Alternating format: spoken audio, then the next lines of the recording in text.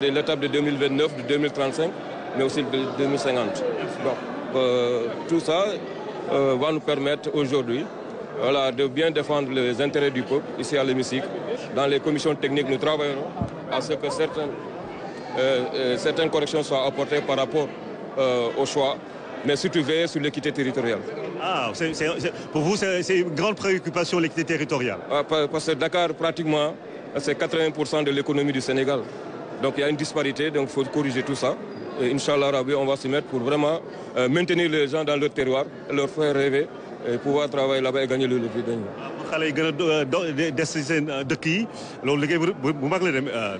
Rien n'est impossible, il faut juste avoir le courage, mais aussi cette volonté vraiment de donner la chance à tous les Sénégalais de pouvoir accéder aux services sociaux de base, mais aussi de leur permettre vraiment de relancer leur économie à partir des territoires que nous avons lancés et que, Inch'Allah Rabbi, bientôt les choses vont bouger. Bien sûr. En tout cas, on a un bon pressentiment sur le profil des députés. Maître Tall, dites-nous, quel est le mot d'ordre pour vous, aujourd'hui, député de la majorité? Mais le mot d'ordre, c'est le travail.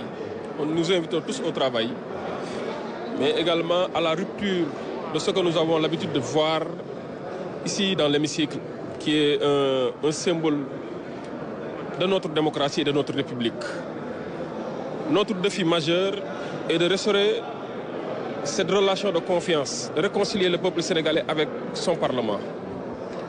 Les défis majeurs, effectivement, c'est de faire que l'Assemblée soit une assemblée décomplexée, où on aura de véritables représentants du peuple et non de représentants de partis politiques. Son rôle, fondamentalement, repose sur la proposition ou les votes des projets de loi, contrôler l'action gouvernementale, mais également faire le suivi et l'évaluation des politiques publiques. Je pense qu'on aura besoin de ce genre d'assemblée qui sera une vitrine pour le Sénégal, mais également un exemple à citer au niveau mondial. Parce que le Sénégal a une démocratie assez connue et reconnue, qui a toujours servi d'exemple, ici au Sénégal comme ailleurs, plus particulièrement en Afrique. Et je pense que notre rôle est de consolider cet acquis, de faire de ce Sénégal et de sa démocratie une vitrine et un modèle à citer partout sur les sommets internationaux, mais également essayer d'aller de l'avant. Parce qu'il y a des défis majeurs qui nous attendent, il y a des urgences qui nous attendent. Et le challenge, nous, 15e législature, est de faire en sorte que ces urgences soient réglées et que l'Assemblée nationale puisse être l'Assemblée digne de son nom et où de véritables représentants du peuple effectueront leur législature. Bien sûr, vous êtes avocat. Est-ce que vous serez assez critique avec le pouvoir exécutif? On a tendance à dire que quand la majorité est mécanique, tout passe comme lettre à la poste. Est-ce que vous allez nous faire revivre ça ou pas? Mais écoutez, si c'est de la critique pour la construction, oui. Si c'est de la critique pour faire avancer les choses, oui. Si c'est critiquer pour dire la vérité, oui. Mais ma conviction est que le pouvoir exécutif est un pouvoir responsable, avec des hommes et des femmes qui aiment le Sénégal. Des hommes et des femmes qui ont du challenge, qui veulent faire avancer les choses.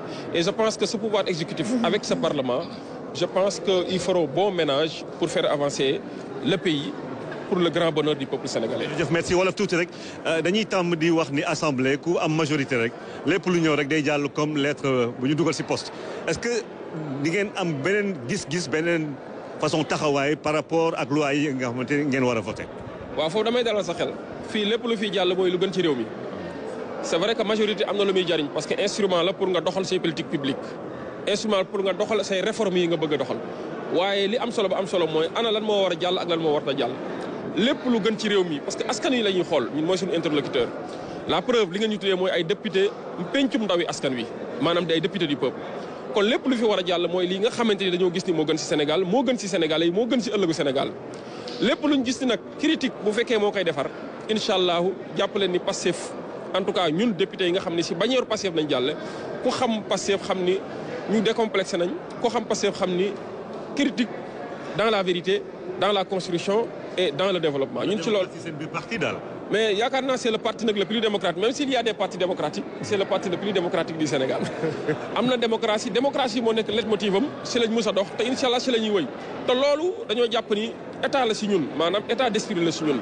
ci ni muy dawee ci biir parti bi noonu lay dawee ci biir kër kon noonu lay dawee ci biir assemblée nationale ne vous en faites pas. jërëjëf maître Issa. L'enjeu parlementaire est capital à Mbour mais également chez les doomu daara c'est important Cheikh Omar Diop yow doomu daara nga kon baat bi dinañ ko dégg ci kaw wala. incha allah bu soobee yàlla ñu ngi sant yàlla di julli ci yonent bi waaye nag di yëg responsabilité ci yaakaar ju rëy ji nga xamante ne moom la Sénégal am ci président Ousmane Sonko am ko ci le président Diomaye waaye am ko ci législature bii mu doon loo xamante ne tey li ñuy yëg dëgg-dëgg daal mooy li nga xamante ne mooy pesé ci suñuy mbagg ndax on n'a pas droit à l'erreur projet bi nga xamante ne ñun moo ñu investir projet la boo xam ne Sénégal yi bakkan lañ ko jëndee liberté gor ñi lañ ko jëndee deret lañ ko jëndee kon projet boobu warul échouer kon doomu daara yi nga xamante ne man ñoom lay représenté dinañu accompagner projet bi waaye ñun ñi nga xamante ne ci ñoom lañ bokk te ñëw ci ngombalaan gi dinañ représenter le peuple sénégalais dans sa globalité waaye dinañ góorgóorlu contrôler l'action du gouvernement pour que ça aille du côté qui nous a été indiqué mooy Sénégal Vision 2050 waaye it redorer l'école coranique son blason d'antan ba rôle bi nga xamante ne moom la daara ak doomu daara yàgg am ci Sénégal ñu delloo ko ci Sénégal te loolu jàpp naa ne président Ousmane Sonko mooy ki ñu gën a comprendre moo tax bi ñu wooyee ñu wuyu ko fas yéene ànd ak moom ba delloo daara ji li mu moom ak waa daara ji li ñu moom. waaw rafet na. mais il faut ñu wax si ndaw ñi nag. waaw. ban liggéey ngeen fas yéene def pour que ndaw yi parce que ñoo ëpp si réew mi gis seen bopp bàyyi gaal yi ak ñoom it seen. waaw moom nu mu tudd d'abord ak fu mu jógee ndegam diaspora. maa ngi tudd Adama Tandjigora nekk député département de Bakel.